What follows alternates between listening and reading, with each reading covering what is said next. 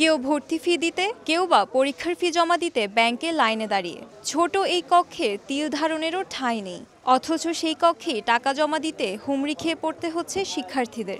আধুনিক প্রযুক্তির এই সময়েও এমন হুড়োহুড়ি করে ফি জমা দেওয়া নিয়ে অতিষ্ঠ তারা। অন্যান্য ইউনিভার্সিটিতে এরকম সিস্টেম নেই, ওদের টাকাগুলো সব অনলাইনের মাধ্যমেই পে করা হয়, কিন্তু আমাদের ইউনিভার্সিটিতে আমরা ক্লাস বাদ দিয়ে এসে লাইন ঘন্টার পর ঘন্টা দাঁড়িয়ে বা ভর্তির টাকা বলেন বা অন্যান্য যে কোনো টাকা আমরা জমা দিচ্ছি। অ্যানালগ পদ্ধতিকে বাদ দিয়ে এটা যদি ডিজিটাল করা যায় তো তাহলে আমাদের জন্য অনেক ভালো হতো আর কি। বাংলাদেশ যেহেতু ডিজিটাল বাংলাদেশ, এই ডিজিটাল বাংলাদেশের শব্দটা আছে কি না এই বিশ্ববিদ্যালয়ে আমার সন্দেহ।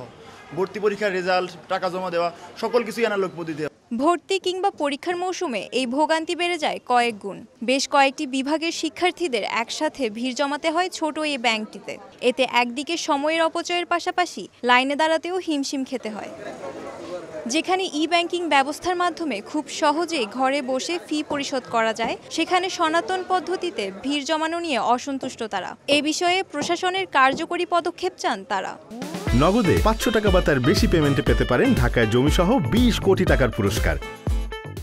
ব্যাংকের যে বিষয়টা, এটা আমি অবশ্যই আমার উপাচার্য মহোদয়ের সাথে আলাপ করব। চট্টগ্রাম শহরের যে ব্যাংকগুলো আছে সবগুলোকে এটার আওতায় আনা যায় কিনা, স্টুডেন্টরা সব জায়গায় যে কোনো জায়গায় টাকাটা জমা দিতে পারবে কিনা, সেটা করা যায় কিনা, সেটা স্যারের সাথে আলাপ করে আমরা জানাতে পারবো। চট্টগ্রাম বিশ্ববিদ্যালয়ের 27,000 শিক্ষার্থীর ফি পরিশোধের জন্য রয়েছে শুধুমাত্র একটি ব্যাংক। মেহেরিন রিনি, সময় সংবাদ, চট্টগ্রাম বিশ্ববিদ্যালয়।